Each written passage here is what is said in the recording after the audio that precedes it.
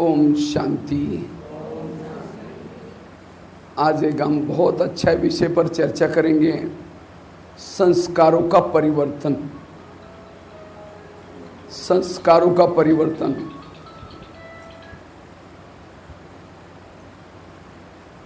हम यहाँ ब्रह्मा कुमारी में क्यों आए? संस्कारों का परिवर्तन करने के लिए आए। हम पहले देवता थे, लेकिन अब इतना दुखी बने, परेशान हो गए, क्यों? हमने हमारे संस्कार बिगड़ गए। सारा खेल है संस्कारों का। जब अपने संस्कारों को बदलेंगे, ये संसार बदल जाएगा। हम ज्ञान योग सब करते किसी लिए करते हैं? संस्कारों को परिवर्तन करने के लिए। जिसके संस्कार अच्छे हैं, दैवी हैं, उनका पद ऊंचा होगा। जिनके संस्कार नहीं बदले, ज्ञान योग करते थे, संस्कारों के साथ युद्ध करते रहेंगे, त्रेता युग में चले जाएंगे। जितना श्रीमत प्रमाण चलेंगे, श्रेष्ठ संस्कार बन जाएंगे। जिनके संस्कार अच्छे हैं, श्रीमत प्रमाण है, उसको बाबा प्यार करता है, उसका योग लगता है। जैसे लौकिक में कोई भी पति अपने पत्नी से प्यार करता है, कब करता है? आजकल दुनिया में शादी करते, कैसे करते हैं? उस शहर में जाएगा पति, देखेगा मेरे लिए कोई है, पति अच्छा है तो पत्नी भी अच्छी चाहिए। पति पढ़ा लिखा है तो पत्नी भी पढ़ी लिखी चाहिए। नहीं तो उसके दोस्त कहेंगे अरे तुम इतना पढ़े लिखे और तुम्हारी पत्नी ऐसी गंवार। इसीलिए आजकल जोड़ी ढूंढते। तो बाबा भी भले भोला है तो भी जोड़ी ढूंढता है। और इस उड़ीसा में आया, झारसुगड़ा में बाबा आया, ब्रिजराज नगर में आया, और आप उसको पसंद आए, आपके गले में वरमाला डाली। वंडरफुल। भगवान को आप लोग पसंद आए हो। ये साधारण आप लोग नहीं है, बहुत महान है। कई जन्मों में आपने तपस्या की है, साधना की है उसको पाने के लिए। उसने आपको पसंद किया है, आपके शरीर को नहीं देखा, आपके अच्छाई को देखा, आपका भविष्य क्या है वो देखा। लेकिन वो भी इतना भोला नहीं, उसको पता है उसके अंदर कुछ बुरी आदतें भी हैं। लेकिन उसको लगता है मैं इतना प्यार करूंगा, इतना कुछ दूंगा, अपनी बुरी आदतें बदल देगा। इसी भाव से उसने चुना है। जिसे दुनिया में जब शादी होते हैं, पहले तो पसंद करते हैं, बाद में क्या करते हैं? 7 फेरे लेते हैं। तो आप लोगों ने लिया 7 फेरे बाबा के साथ? 7 दिन का कोर्स है ये, 7 फेरे किया ना। बिना को फेरे लेते यहाँ थोड़ी बैठेंगे कोई। कौन कौन 7 फेरे लिया? हाथ खड़ा करो। अच्छा, सभी ने लिया। अच्छा, 7 फेरे लेने के बाद फिर मंगलसूत्र पहनाता है। बैच है मंगलसूत्र, सभी ने पहना है ना? कौन कौन मंगलसूत्र पहना? हाथ खड़ा करो। अच्छा, सभी ने। लगभग 2-4 लोग भूल गए। जिसके गले में मंगलसूत्र नहीं है, समझते इसका कोई रखवाला नहीं, उसकी शादी नहीं हुई। जिसके पास बैच नहीं है, बाबा के साथ शादी कच्ची पक्की। अब जिसके पास मंगलसूत्र नहीं, कोई किसी की बुद्धि जाएगी। अगर आपके पास बैच नहीं तो और सत्संग वाले कहेंगे हमारे पास आ जाओ। अगर बैच होगा कहेंगे ओम शांति वाले हमारे पास नहीं आएंगे। इसलिए मंगलसूत्र पहना, 7 फेरे लिया, फिर पति क्या करता है? अपने घर में लेके जाता है। घर में जाने के बाद क्या बोलता है? मैं ऑफिस में जा रहा हूं। पड़ोसनी के पास जाकर के बातें नहीं करना, ये सारे बर्तन मांजना, ये करना वो करना, कई काम देके जाता है। शाम को आया, पत्नी पड़ोसनी के पास बैठी, सोचेगा चलो पहला दिन है, दूसरी दिन वही, तीसरी दिन वही, तो दोनों का आपस में झगड़ा होगा। झगड़ा होते होते कहेगा तुम अपने घर में ठीक, हम अपने घर में ठीक, जिसको कहते हैं डाइवर्स हो गया। इसी तरह बाबा भी आपको पसंद किया, 7 फेरे लिया, उसके बाद क्या करता है, रोज परम धाम से आता है। ये मुरली और कुछ नहीं, पति ने क्या क्या काम दिया। एक कॉलम में लिखो आज पति ने क्या क्या करने के लिए बोला, और दूसरे कॉलम में क्या लिखो, पति ने क्या क्या मना किया। जो मना किया उसको ना करना, करने के लिए बोला करना, उसको ये ज्ञान। लेकिन हम क्या करते हैं, जो मना किया वही कर लेते हैं, पर चिंतन करेंगे, प्रदर्शन करेंगे, श्रीमद् प्रमाण नहीं चलेंगे, गुस्सा करेंगे।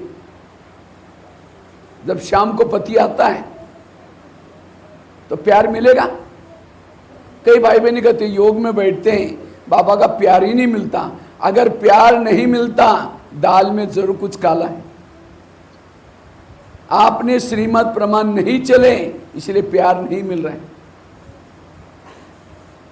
इसलिए बाबा जो कहता है मुरलियों में वो करना। अच्छा, आजकल डाइवर्स नहीं देते हैं। आजकल क्या करते हैं, अगर कोई पत्नी पति का नहीं मानती तो पति क्या करता है, दूसरी शादी करता है। फिर क्या करता है, जब दूसरी शादी की तो क्या करता है, पहली पत्नी ने खाया पिया मरा क्या हुआ उसके तरफ देखता भी नहीं, उसका क्या जीवन है। इसी तरह बाबा भी क्या करेगा, जब आप कहना नहीं मानेंगे, सतयुग बनाने के लिए थोड़ी छोड़ेगा, उसके लिए किसी और आत्मा को चॉइस करेगा, उससे प्यार करेगा। इसलिए कई भाई बहन क्या बोलते हैं, पहले जब हम ज्ञान में आए थे हमारे योग अच्छा लगता था, बाबा प्यार करता था, लेकिन अब पता नहीं बाबा प्यार ही नहीं कर रहे हैं, इसका मतलब उसने दूसरी शादी कर दी। आपके जगह पर किसी और को चॉइस किया, क्योंकि आप श्रीमद् प्रमाण नहीं चल रहे। इसलिए मेरा पति मुझे ना छोड़े, मेरे जगह पर किसी और को चॉइस ना करें, संस्कारों को बदलो। अगर बाबा ने, मुझे लगता है 84 जन्म में पति मिले, सबसे अच्छा पति कौन है, कौन है, ये कभी मरता भी नहीं, खाता भी नहीं, वो पति तो इतना चावल खाता है, और ये पति एक दाना भी नहीं खाता। वो पति शराब पी करके पिटाई भी करता है, लेकिन ये कभी रोज कहता है तुम मीठी, कितनी मीठी हो, कितनी अच्छी हो, कितना। कोई ऐसा पति दुनिया कोई युग में नहीं मिलेगा जो 1 घंटा तक उसकी पत्नी की महिमा ही करता रहे। ये मुरली क्या है, पत्नी की महिमा, तुम मीठी हो, तुम कितनी अच्छी हो, तुम ये हो, श्रृंगार करता है।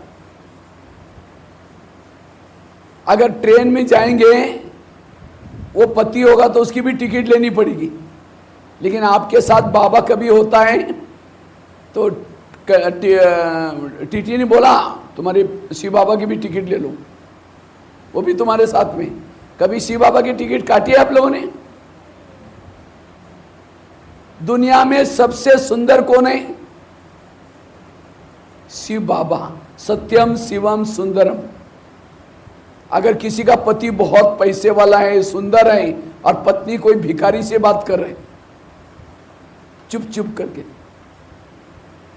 पति देख लेगा, उसकी सुंदरता का अपमान है।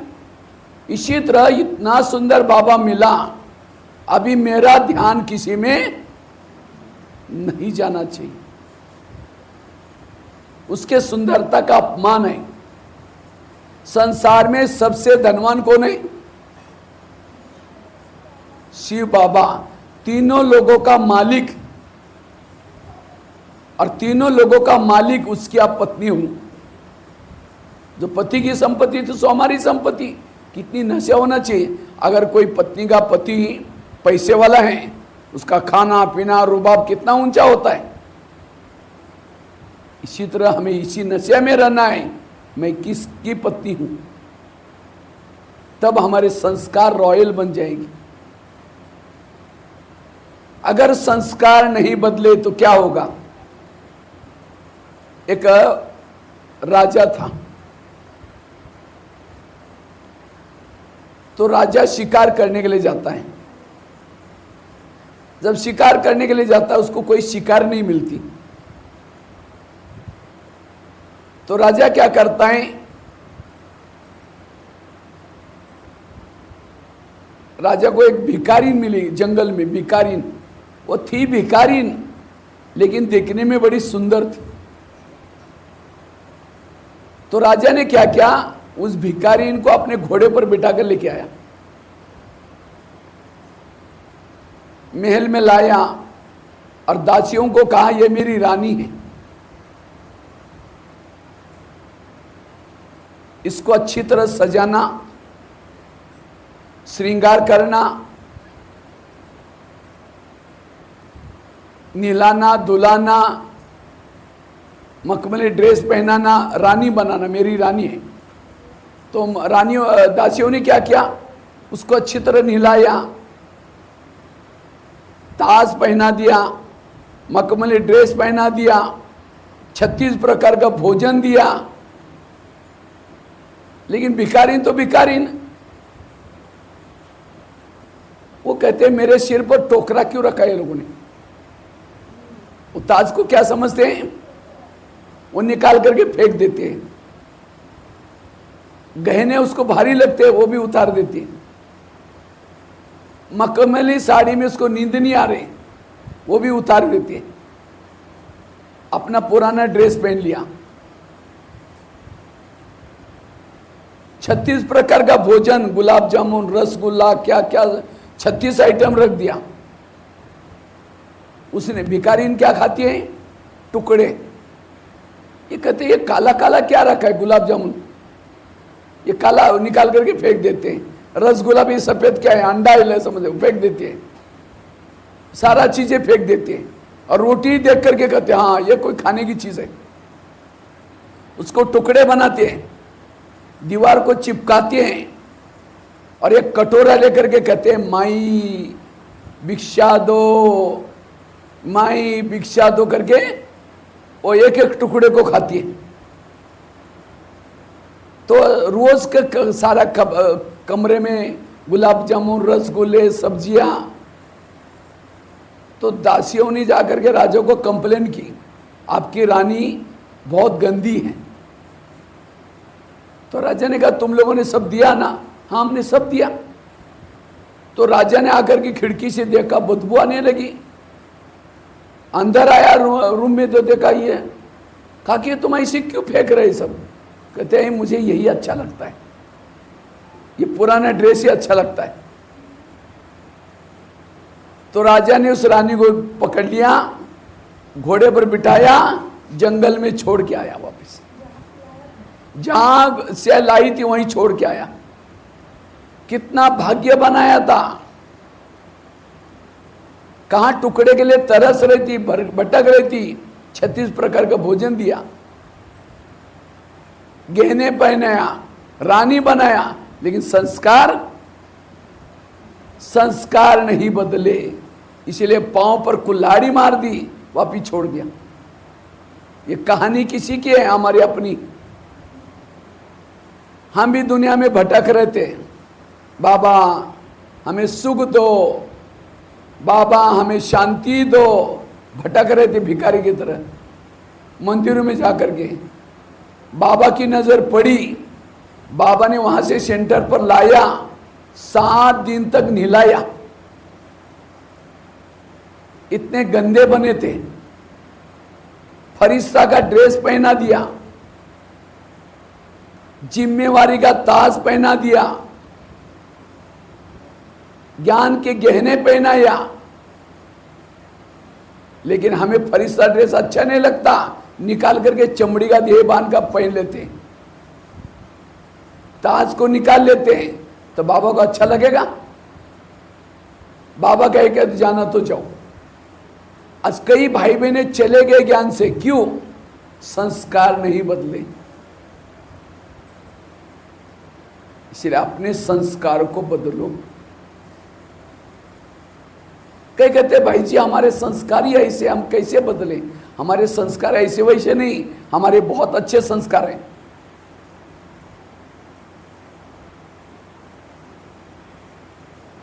फलों का राजा किसको बोलते हैं?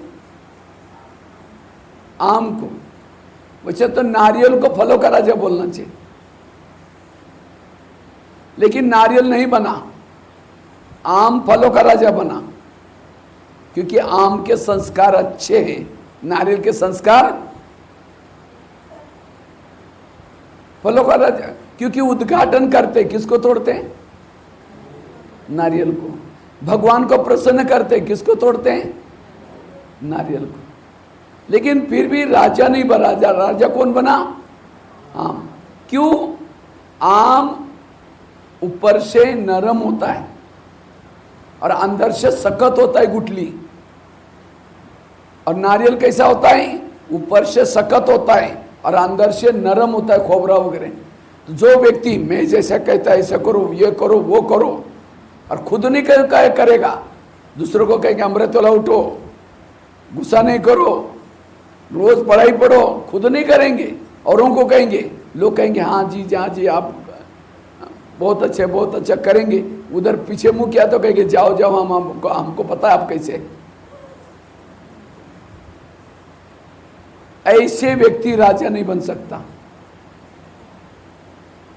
पहले करो, बाद में कहो। बच्चों को कहेंगे बेटा मोबाइल नहीं देखना चाहिए, और खुद देखते रहेंगे।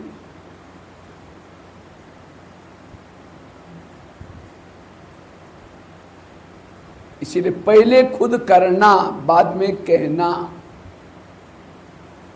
और फलों का राजा आम को क्यों बोला? जब कोई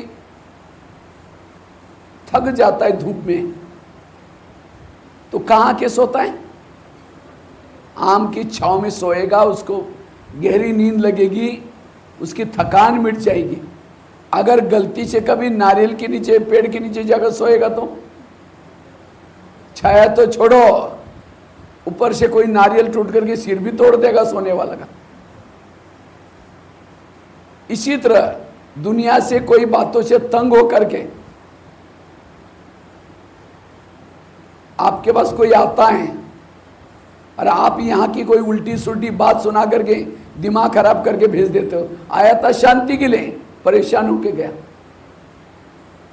वो राजा नहीं बन सकता।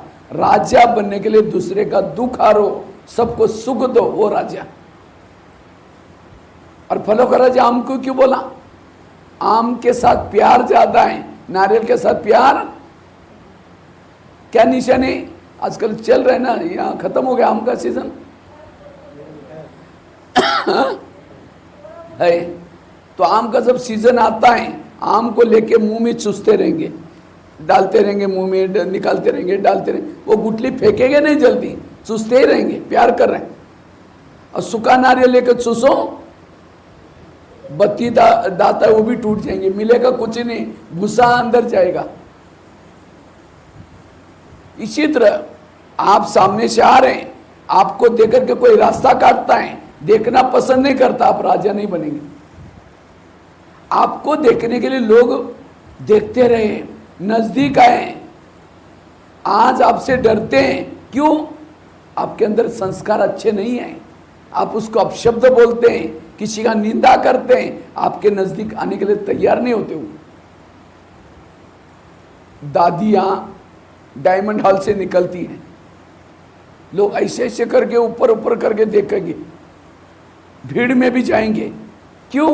उनके संस्कार अच्छे, उनका अपना इंद्रियों पर संयम है।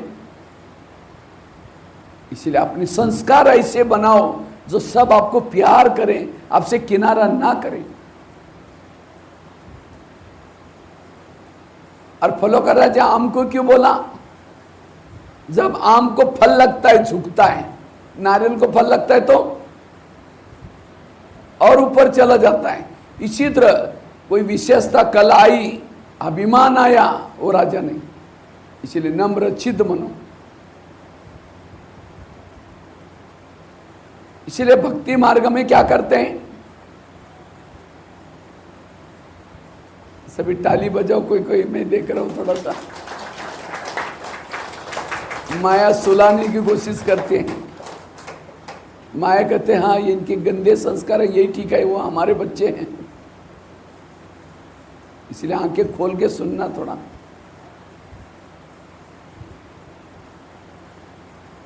भक्ति मार्ग में नारियल तोड़ते, नारियल जो ऊपर रियल नहीं, अच्छे संस्कार नहीं, उसको तोड़ो छोड़ो। नारियल तोड़ो मतलब आत्मा का प्रतीक है नारियल। आत्मा का कलर कैसा होता है, केसरी। आत्मा के अंदर 3 शक्तियां होती हैं, मन बुद्धि संस्कार। तो नारियल का कलर भी कैसा होता है, केसरी। अभी जिसकी आंखें बंद है हम उसको खड़ा करेंगे, पसंद है? खड़ा करेंगे तो नींद करेंगे तो नीचे गिर जाएंगे। वो कुर्सी मिला है ना, इसीलिए थोड़ा सा ठीक है, एकदम एक्टिव होकर के खोल करके आंखें बैठेंगे।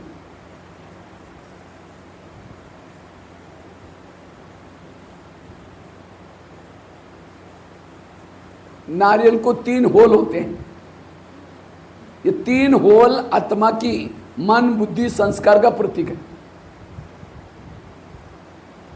और नारियल को शिव जी के सामने, देवताओं के सामने रखते नहीं है, उसको रखेंगे, तोड़ेंगे, तोड़ करके पानी ऐसा रखेंगे, कहेंगे भगवान प्रसन्न हो गया। इसी तरह हमको भी क्या करना है, हमने आत्मा को ला करके शिव जी के सामने रखा है, तोड़ा नहीं है, बाबा प्रसन्न नहीं होगा। यहां आने के बाद अपने ओरिजिनल संस्कार को, जो अंदर शांत स्वरूप, आनंद स्वरूप, शक्ति स्वरूप, ये संस्कार जो है उसको बाहर निकालो। और काम के संस्कार, क्रोध के संस्कार खत्म हो जाएंगे। इसलिए नारियल को तोड़ो, ओरिजिनल संस्कार को बाहर निकालो। आपके काम क्रोध के संस्कार नहीं है, ये बीच के संस्कार हैं। बाबा कहते हैं हमारे अनादि संस्कार कौन से हैं? शांत स्वरूप, आनंद स्वरूप, शक्ति स्वरूप, प्रेम स्वरूप, अनादि स्वरूप। आदि को संस्कार, आदि मतलब सतयुग के देवताओं के संस्कार, और द्वापरी के संस्कार काम क्रोध के संस्कार है। कई कहते मेरे संस्कार कहां से आए भाई? मेरे संस्कार है शांत स्वरूप के, मेरे संस्कार है आनंद स्वरूप के। संस्कारों का परिवर्तन, अगर संस्कारों को परिवर्तन नहीं किया तो क्या होगा? सजा मिलेगी, धर्मराज की सजा मिलेगी, सिर झुकाना पड़ेगा। बच्चा स्कूल में जाता है, फेल हो रहा है, तो माँ बाप क्या समझते हैं? ये स्कूल में गया ही नहीं, या गया है इसने पढ़ाई ठीक नहीं की। अगर मेरे भी संस्कार नहीं बदल रहे, मेरा पढ़ाई ठीक नहीं है, या मेरा परमधाम में योग लगता ही नहीं बाबा से, मैं बाबा तक पहुंचता ही नहीं। इसलिए संस्कार को परिवर्तन करना। एक महाभारत की घटना सुना था आपको। कौरव बड़े हो गए, पांडव बड़े हो गए। अब सबको लगा कि राजा किसको बनाया जाए।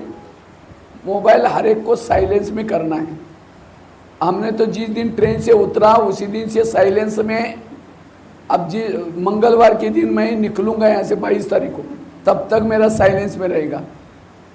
सबको डिस्टर्ब कर लेते। ये अच्छे संस्कार नहीं, ये भी संस्कार अच्छे नहीं। हम देवता बनने के लिए जा रहे हैं, मेरे कारण किसी को डिस्टर्ब होना, किसी के संकल्प चलना, ये भी पाप है। देखो माता जी बात ही कर रहे सीधा। यह अच्छे स्टूडेंट कोई नीचे नहीं। हम देवता, साइलेंस में रखो आपका मोबाइल। कितना बार फोन आया, फिर भी क्योंकि इसकी कदर हमें नहीं है ज्ञान रत्नों की। जो अच्छे स्टूडेंट रहे, रॉयल स्टूडेंट रहे, अपने कारण कोई भी किसी के संकल्प ना चले।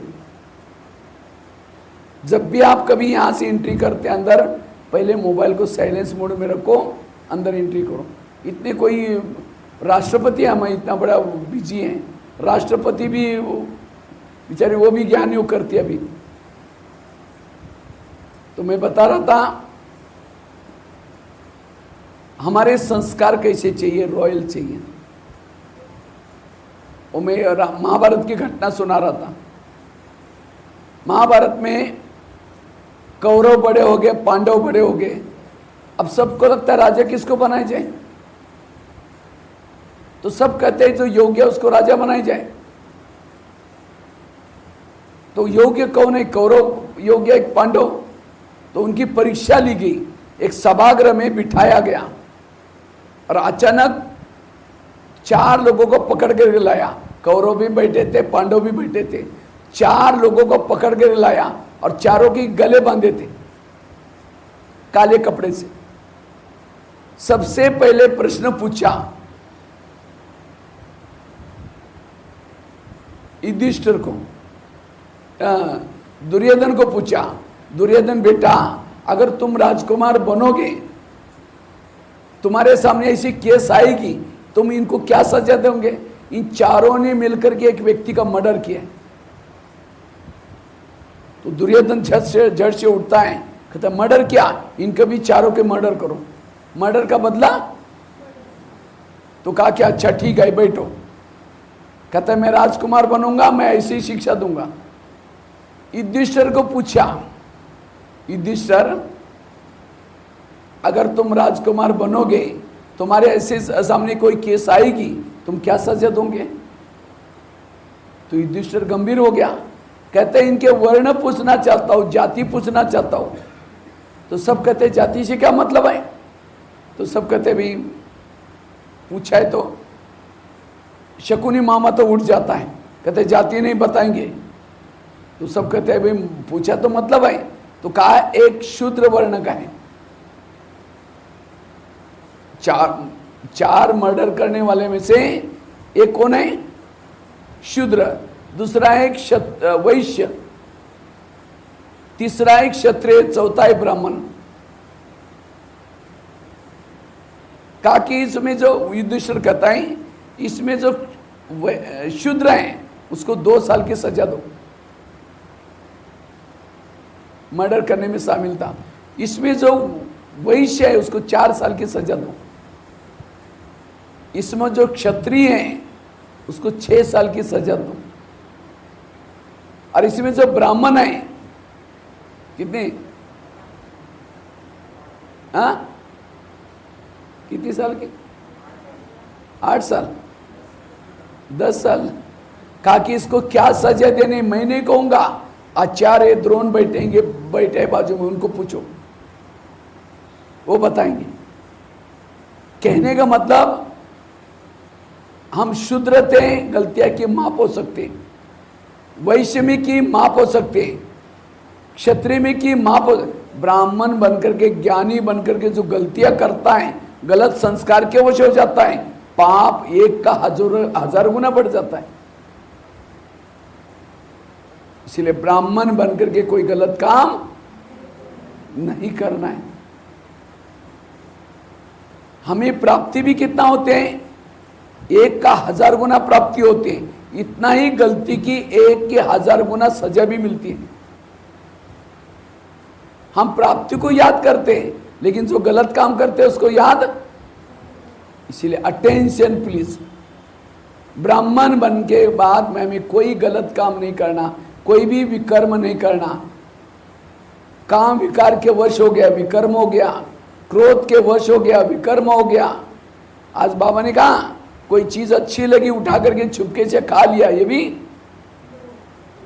जीभ को कंट्रोल करने के लिए 32 पहरे वाले बनाए। दांत कितने हैं? उसके अंदर उसको रखा हुआ है, लेकिन जीभ तो भी दांत का नहीं मानती, बाहर आके गाली देके कुछ खा के अंदर चली जाती। जिसका जीभ कंट्रोल में नहीं, वो जिंदगी में कुछ नहीं कर सकता। जीभ को कंट्रोल करो, अपने संस्कार को बदलो। और एक घटना सुनाता हूं महाभारत की। पांडव बड़े हो गए, कौरव बड़े हो गए, अब सबको उसके बाद पांडव विजय हो गए, पांडव विजय हो गए, कौरव हार गए। उसके बाद पांडवों को सभी को कहां जाना था? पहाड़ी पर। 5 पांडव, द्रौपदी और कुत्ता था। लेकिन पहाड़ी का नाम क्या था? किसको याद है? मेरु पर्वत। कौन सा पर्वत? मेरु। और वो, लेकिन वो पहाड़ी सीधी थी, सीधी। उसके ऊपर वही चढ़ सकता था जो सत्य ईमानदार है। 5 पांडव, द्रौपदी, कुत्ता जब जा रहे थे, चलते चलते चलते द्रौपदी गिर गई, चढ़ नहीं सकी, बेहोश हो गई। तो पांडव तो आगे निकल गए। तो अचानक भीम ने पीछे मुड़कर देखा, द्रौपदी कहाँ तक आई, देखा तो दिखाई नहीं पड़ी। तो सभी को आवाज लेके बुलाया, अरे द्रौपदी कहाँ है? तो सारे जिस पहाड़ी से चढ़ रहे थे वापस गए। एक खड्डे में द्रौपदी गिर गई थी। भीम उसकी बहुत महिमा करता है। ये स्त्री थी, जंगल में रही, त्याग किया, तपस्या किया। युधिष्ठिर सारा सुनता है। लास्ट में युधिष्ठिर ने कहा, इसने सब कुछ छोड़ा, त्याग किया, तपस्या किया, लेकिन एक बात नहीं छोड़ी। पांडव के साथ, सबके साथ इसका प्यार था, लेकिन एक अर्जुन के साथ एक्स्ट्रा लगाव था। देखो, लगाव का संस्कार नहीं छोड़ा और इसीलिए पहाड़ी पर नहीं चढ़ सकती, गिर गई। अब जिसके साथ लगाव था वो भी चले गए, अर्जुन भी चला गया क्योंकि ऊपर जाना था। इंद्रदेव उनका इंतजार कर रहे थे। फिर द्रौपदी रोती है, पश्चाताप करते, जो हो गया वो। ये जो कहानी है, संगम युग की कहानी है। हमें पांडव की भी विजय होगी और विजय होने के बाद पांडवों को पहाड़ी पर जाना है। पहाड़ी मतलब माउंट आबू वाली नहीं, परम धाम। कौन सा धाम? वहां इंद्रदेव बाबा बैठा है। हमने इतना बड़ा युद्ध किया, ऊपर जाने के बाद उसकी प्राइज मिलेगी, स्वर्ग में जाएंगे, आएंगे। लेकिन याद रखना, इस पहाड़ी पर वही चढ़ सकता है जो सत्य ईमानदार है। कोई भी गलत संस्कार, किसी से लगाव है, गुस्से का संस्कार है, काम के संस्कार है, गिर जाएंगे। फिर बाबा दिखाएगा तुमको कितना मुरली में कहा, तुमको कितना ये क्या, लेकिन उस समय पश्चाताप होगा, रोएंगे। अंत में एक बार बाबा मिलन होने वाला है, एक बार। अब बाबा मिलन किया ना सभी ने। बाबा आते थे, गुलजार दादी के तन में दादियाँ बैठी रहती थी, हमारे टीचर बहनें, जोन इंचार्ज बैठी रहती थी, एक एक भाई बहनें बाबा के सामने से निकलते थे। तो अंत में भी ऐसा होगा, दादियाँ बैठेगी, वो ऊपर होगा, यहाँ स्थूल वतन में नहीं। और उस समय एक एक भाई बहनों को बाबा की, उस समय बाबा धर्मराज के रूप में होगा, दृष्टि लेके निकलना पड़ेगा। और उस समय 2 स्क्रीन चलेंगे, एक बाजू में टीवी में, बड़ा टीवी में, इधर एक स्क्रीन, इधर एक। इधर क्या चलेगा? आपने ब्राह्मण बनकर के क्या क्या विकर्म किए हैं, कौन से पाप कर्म किए हैं, वो टीवी में दिखाई पड़ेगा, फोटो और वीडियो।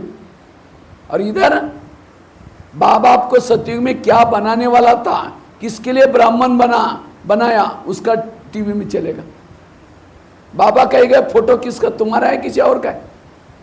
उस समय चेहरा कैसा हो जाएगा? सबके सामने दिखाएगा, ये फोटो गलत काम किए हैं, मोबाइल में गलत चीजें देखी हैं, गुस्सा किए हैं, आपको भले पता नहीं है, लेकिन बाबा को सारा पता है क्या क्या आपने किया है। हम जो करते हैं ऊपर रिकॉर्डिंग होता है, उस समय रोना पड़ेगा। आप जैसे बच्चों का रिजल्ट आता है, बच्चे ने फिल्में देखे, टाइम वेस्ट किया, उस समय रिजल्ट के समय रोता है, अरे वो नहीं करना चाहिए, मैं पढ़ाई करना चाहिए, लेकिन फायदा है। इसलिए अब से हमें संस्कारों को बदलना है। बाबा का ये पद तुम्हारा कैंसिल हो गया, जाओ तुमको दास दासी बनाता हूं, जाओ दास दासी बन जाओ, अच्छा लगेगा? इसलिए संस्कारों को बदलो।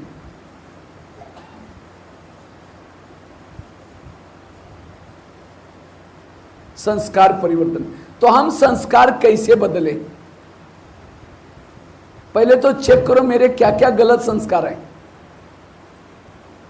कौन से संस्कार हैं। तो कैसा पता चलेगा? आप अपने जीवन के 10 साल तक जाओ, 10 साल से लेकर के ज्ञान में आने तक आपके कौन से गलत संस्कार थे। सब आपको तो खुद को अपना लाइफ पता है, हमने क्या क्या ऐसा गलत काम किया है जो अभी भी याद आता है तो हमें दिल खाता है, नहीं करना चाहिए था, लेकिन इंद्रियों के वश होकर के गलत संगत में आकर के वो किया है। वो है मेरी बीमारी। ज्ञान में आने के बाद हमने कौन से संस्कार गलत किया, अज्ञान किया और ज्ञान के वही हो गए, और ये है मेरे संस्कार, और इसी को मुझे बदलना है।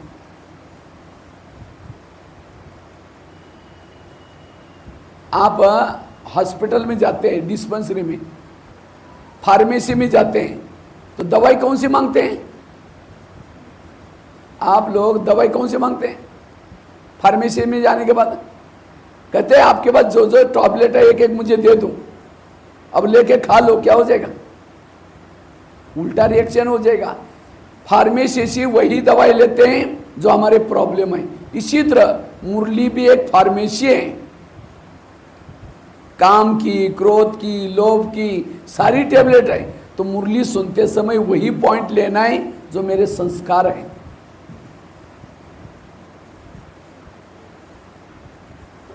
इसलिए संस्कार को परिवर्तन। कई कई बाबा के बच्चे क्या बोलते हैं, बाबा का रूहरान जब करते हैं ना बच्चे एकांत में, बाबा के भी मुरली में भी बता देता है, बच्चे ऐसे ऐसे बोलते हैं। कई बार बाबा के बच्चे बाबा को क्या बोलते हैं, बाबा अब टेंशन में नहीं आना, जब विनाश चालू हो जाएगा मेरे संस्कार बदल जाएंगे। बाबा कहते हैं नहीं बच्चे, बहुत काल का अभ्यास चाहिए, अंत में जो संस्कार हैं वो वंश बन जाएगा। अंत में आत्मा ही शरीर छोड़ेगी, परम धाम का गेट बंद है,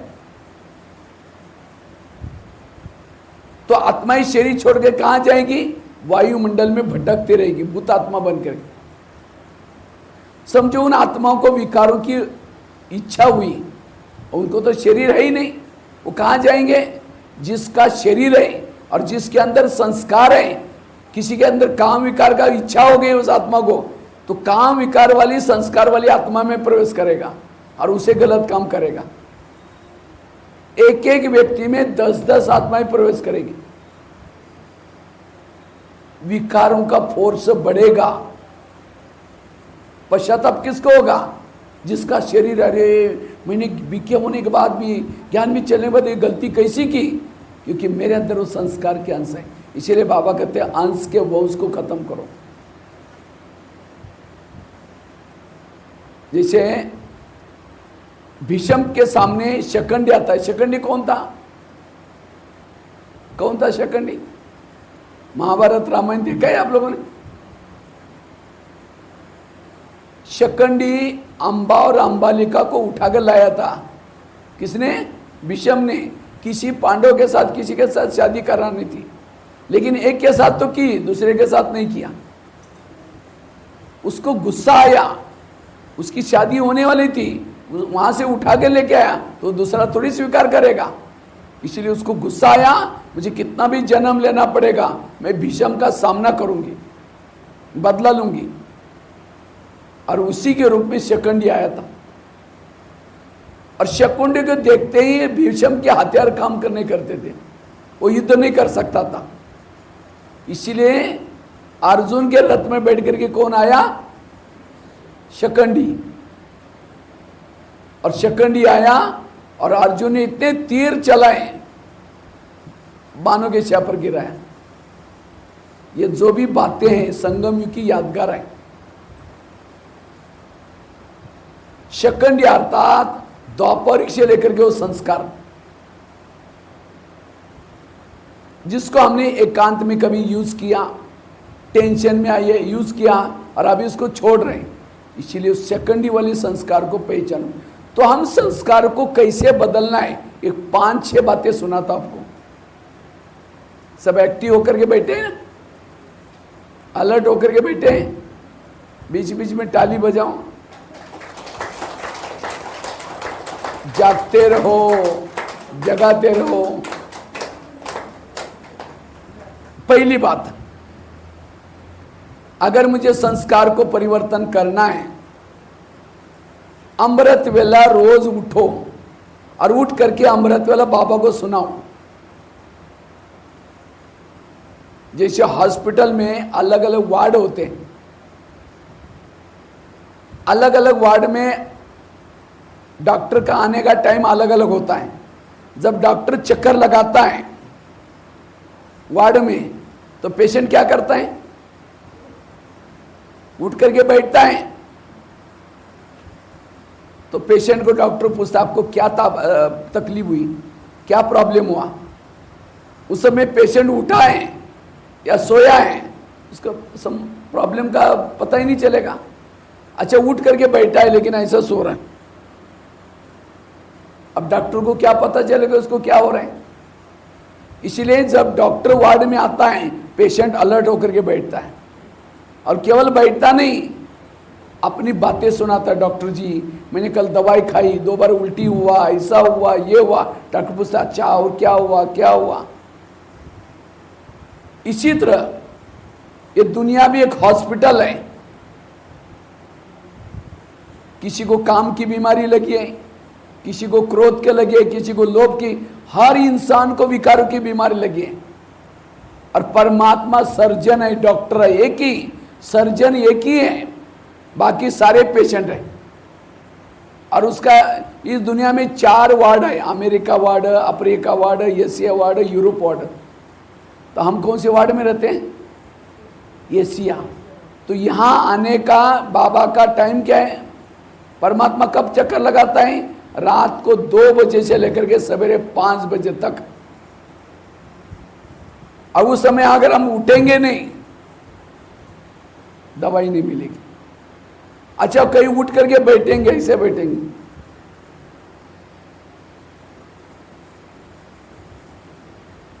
जागृत होकर के बैठो। अच्छा, कई उठते हैं, सोते भी नहीं, फोटो की तरफ देखते रहेंगे। अब कोई डॉक्टर आया है और पेशेंट उसके चेहरे पर देख रहे हैं, कुछ बोल नहीं रहा है, अब दवाई थोड़ी मिलेगी। डॉक्टर पूछता आपको क्या हुआ। तो कई भाई मैंने अमृत वाले उठेंगे, बाबा के फोटो की तरफ देखते रहेंगे, बात ही नहीं करेंगे। बाबा से बोलो, जैसे वो पेशेंट बोलता है डॉक्टर जी मैंने कल दवाई खाया तो भी 2 बार उल्टे हुआ, ये हुआ, ऐसा हुआ। इसी तरह बाबा को सुनाओ।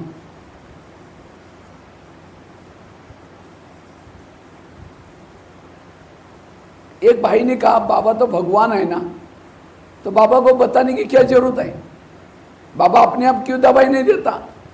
समझो कोई डॉक्टर है, डॉक्टर ने पढ़ाई तो किया है, डॉक्टर के हर बात का नॉलेज है, लेकिन जब वो डॉक्टर के सामने कोई पेशेंट आता है, डॉक्टर पूछता है आपको क्या हुआ। उस समय पेशेंट थोड़ी बोलता है आपको पता नहीं मेरे को क्या हुआ, देखो और चेक करो। पेशेंट को बोलना पड़ता है मुझे ये प्रॉब्लम है। इसी तरह बाबा भले भगवान है तो भी बोलना पड़ता है। बाबा कल मैंने मुरली सुना था, अमृत वाला भी उठा था, तो भी 2 बार मुझे गुस्सा आया, मुझे काम ही करके संकल्प चले, मैंने मोबाइल में गलत चीज, जो गलत करते हैं बाबा को सुनाओ। जैसे वो डॉक्टर को सुनाने के बजाय डॉक्टर क्या करता है, ऑफिस में जाएगा, किसी नर्स के पास, किसी कंपाउंडर के पास उस पेशेंट की दवाई भेजेगा, कहेगा फलाना वार्ड में फलाना बेड पर ये पेशेंट है, उसकी दवाई दे के आओ। इसी तरह अमृत वाला बाबा जब चक्कर लगाता है, बाबा को सुनाएंगे तो आपकी बीमारी की, आपके प्रॉब्लम की दवाई मुरली के माध्यम से आएगी। या मधुबन से कोई ना कोई भाई बहन आएगा, उसी टॉपिक के ऊपर क्लास होगा। इसलिए बाबा को सुनाओ। यह है पहली युक्ति। दूसरी युक्ति है मुरलियों से स्टडी करो। मुझे लगता है 69 से लेकर के 2017 तक बाबा की मुरलियाँ चली। अव्यक्त मुरलियों की किताबें मधुबनी में मिलती हैं। कितनी कीमत है पता है? 10 रुपया 12 रुपये। भगवान वाच्य स्वयं परमात्मा ने कहे हुए महावाक्य वो अमृत है। हमारे किताबें बाबा ने बोला हुआ लिखा नहीं, किताबें भाई बहनों ने चिंतन करके लिखा हुआ है। ज्ञानामृत, आपका उड़िया का जो ज्ञान दर्पण है, या जो भी किताबें, अच्छा हम लोग भी क्लास कर रहे हैं, मनन चिंतन करके कर रहे हैं। बाबा ने बोला वो नहीं बता रहे।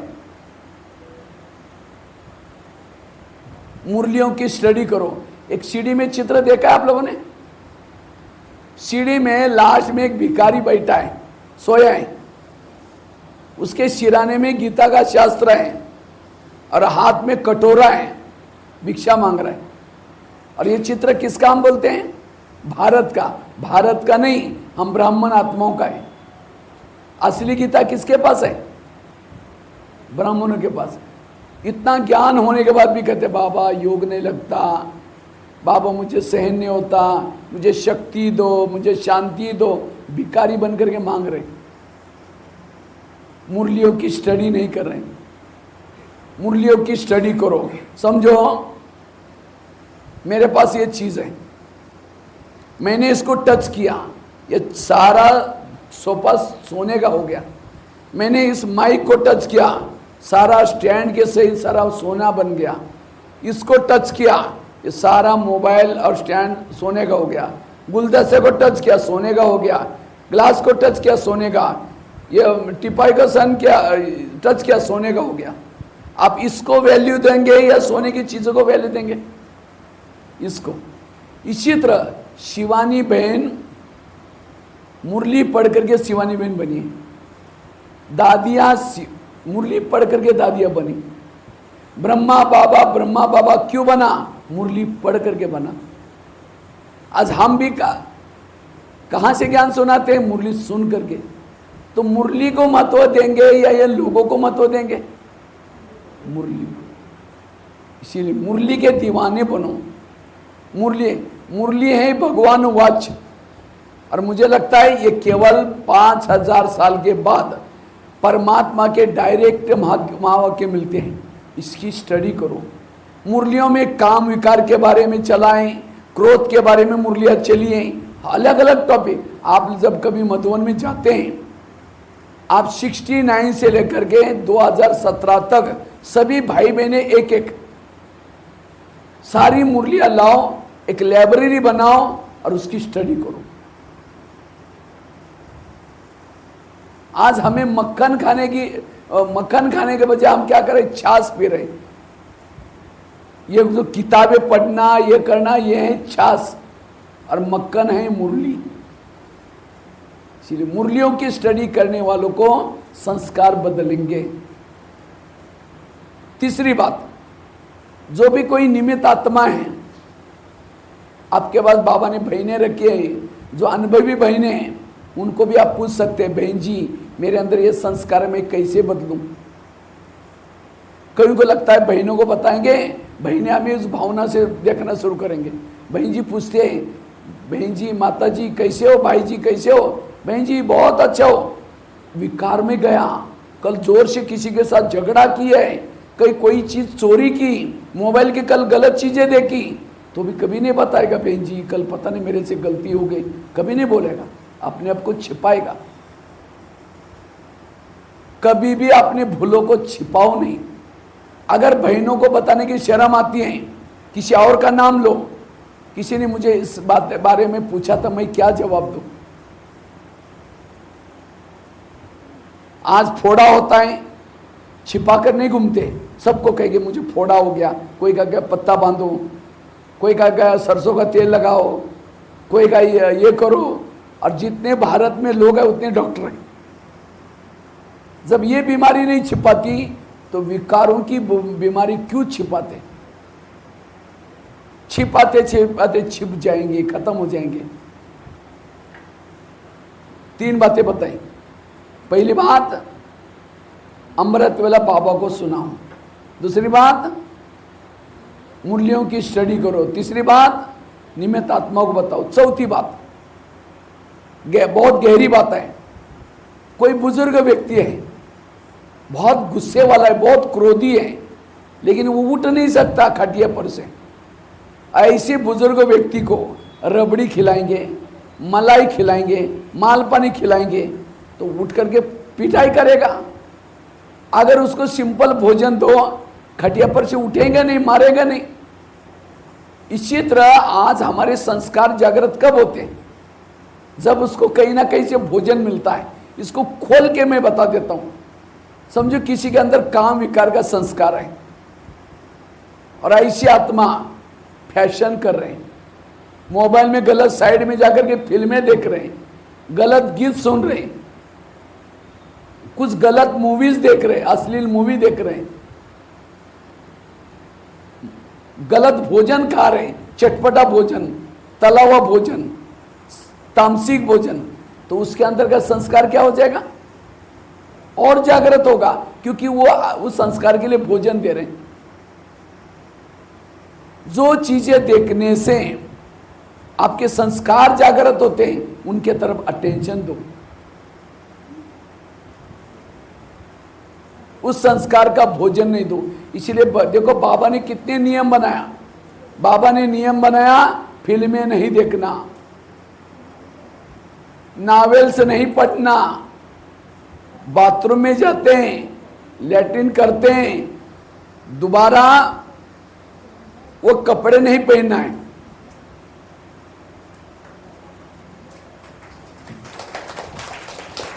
उसको धुलाई करके पहनो या दूसरे पहनो, लेकिन लैट्रिन वाले कपड़े दोबारा नहीं पहनना। कितनी बाबा ने नियम बना कर रहे। लेकिन आजकल माया कहते अच्छा तुम फिल्में देखने के लिए नहीं आते ना थिएटर में, क्योंकि थिएटर में बैच पहन के जाएंगे तो कहेंगे अरे तुम ओम शांति वाले या फिल्म देखने के लिए आए। माया कहते कोई बात नहीं, मैं तुम्हारे जेब में आती हूँ। आज हर एक के पास मोबाइल आ गया।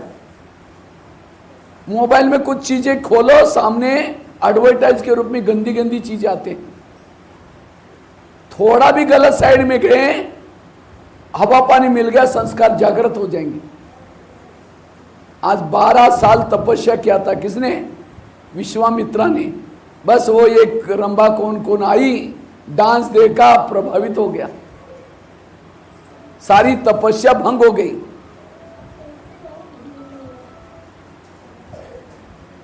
इसलिए आज माया चारों तरफ से आपकी चौकन्नी है कि कमाई चट हो जाएगी।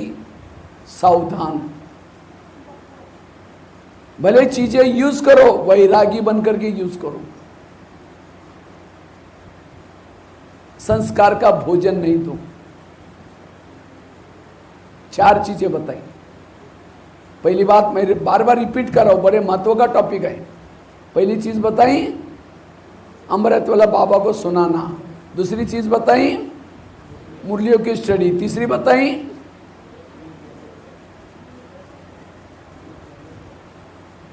तीसरी कौन सी बताई? निमित्त आत्मा को सुनाना। चौथी बताई संस्कार का भोजन है। 5वीं बात है बिजी रहो, हमेशा बिजी रहो, फ्री नहीं रहना है। सेवा करने में बिजी रहो, योग लगाने में बिजी रहो, पढ़ाई करने में बिजी रहो। खाली मन शैतान का घर। आपके पास पड़ोसनी कब आते हैं? जब आप फ्री हैं। अगर काम में बिजी आवाज लगा के जाएगी, फिर आवाज लगा के जाएगी, और जब फ्री है तो कहेंगे कमाल है, मैं 4 बार आई, तुम आवाज ही नहीं लगा, मैं कितना आवाज शुरू करेंगे। इसी तरह माया भी मासी है, पड़ोसनी है। जब आप फ्री हैं आ जाते हैं। इसलिए हमेशा अगर घर में फ्री है, यहाँ आओ, मेडिटेशन का कमरा बाबा का बना हुआ है, योग लगा करके बैठो। घर में कुछ ना कुछ पुरानी चीजें निकालो, कुछ ना कुछ करने में बिजी रहो, कभी भी खाली नहीं रहो। जितना बिजी रहेंगे संस्कार परिवर्तन हो जाएंगे। छठी युक्ति है, आत्माभिमानी तपस्या करो। सदा समझो कि मैं इस शरीर में आत्मा बैठा हूं। ये दीपक सदा जागृत चाहिए। थोड़ा भी बुझ गया, देहभान आया, विकार जागृत हो जाएंगे। मैं आत्मा हूं। कोई भी घर में भूत रहता है, भूत कब आता है? जब लाइट नहीं। इसी तरह शरीर में आत्मा का भान नहीं, विकार आएंगे। आत्माभिमानी बनो, ध्येय भान को खत्म करो। कोई भी बहनें भाई की तरफ देखती है, क्या देखो? ये हनुमान को देख रहे, महावीर को देख रहे। और कोई भी भाई अगर बहनों की तरफ देखते हैं, किस रूप में देखो? ये देवी है। कोई कोई जगह पर पत्नी को भी क्या बोलते हैं? देवी जी आपने खाना खाया? देवी जी इधर आ जाओ। पत्नी को क्या बोलते हैं? देखो, देवी जी शब्द यूज करने से कितना रिस्पेक्ट, उसके देहभान नहीं आएगा।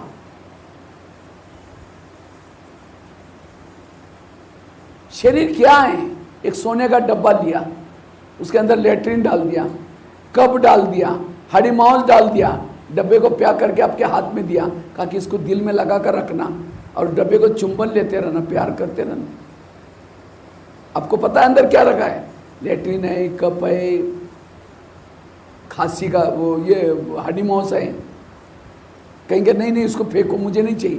तो शरीर में क्या भरा हुआ है? लेट्रिन भरा हुआ है, कप भरा हुआ है, हड्डी मांस भरे, और ऊपर से गोरी सी चमड़ी है, और 10 बार आईना तोड़ते रहे, मैं कितनी अच्छी हूँ।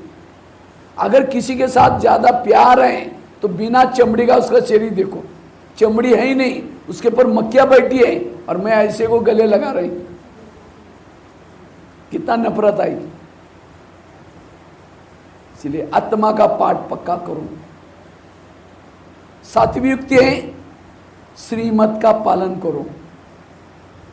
संस्कार तब आपके पर अटैक करता है जब श्रीमत को छोड़ते हैं। श्रीमत क्या क्या है? अमृत वाला उठना,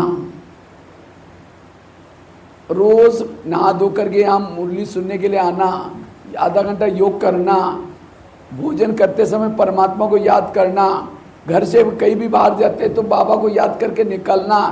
कितने सारे नियम हैं। बाबा कहता है माया मेरी बेटी है और तुम मेरे कौन हो? बच्चे। तो माया और हमारे रिश्ता क्या हो गया? भाई बहन। कोई भी बहन भाई को थप्पड़ मारते, कब मारते हैं? जब वो बाप का कहना नहीं मानता। इसी तरह माया बहन भी हमको थप्पड़ कब मारते हैं? जब हम बाबा का कहना नहीं मानेंगे।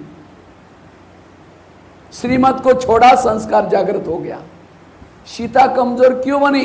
रेखा का उल्लंघन कर दिया। ये साधु है, भिक्षा नहीं देखो तो नाराज हो जाएगा। श्रीमत मन मत में मिक्स किया, बाहर आई, उठा के लेके गया। इसी तरह हम भी कहते अरे हम तो गृहस्थी में रहते हैं, चलता है, कलर कपड़े पहन चलता है, फिल्म देखा तो चलता है, बच्चों के साथ खाना खाए तो चलता है। श्रीमत का मन मिक्स करना है। श्रीमत प्रमाण चलो, संस्कार बदलेगा। ये 7वीं युक्ति। और लास्ट की 8वीं युक्ति है ज्वाला स्वरूप योग। जितना ज्वाला स्वरूप योग करेंगे संस्कार बदल जाएंगे, क्योंकि ज्वाला स्वरूप स्थिति में रहने से संस्कारों के अंश भुना हुआ बीज कभी उगता नहीं। इसलिए तपस्या करो, साधना करो। जैसे चूल्हे में लकड़ियां पड़ी है, बुझी हुई है, दोबारा आग भड़काना है तो क्या करते? लकड़ियों को हिलाते। तो हमारे बुद्धि में परमात्मा ने जो ज्ञान की लकड़ियां डाली उसको हिलाओ, हिलाओ। क्या क्या सुना है उसको याद करो, तो ऑटोमेटिकली क्या हो जाएगा? हमारी ज्वाला स्वरूप स्थिति रहेगी। जितना ज्वाला स्वरूप स्थिति में रहेंगे, ज्वाला संस्कार बदल जाएंगे। इसलिए अब हमें संस्कार को बदल, या 8-10 युक्तियां बताए आपको, इसको अपनाना, अपने संस्कारों को बदलना। जितना संस्कारों को बदलेंगे आपको भी शांति मिलेगी। संस्कार के वश होने को शांति नहीं मिलती, उसको सुख भी नहीं मिलता। लोग भी उससे परेशान हैं, खुद भी परेशान है। संस्कारों को परिवर्तन। ठीक है, ओम शांति।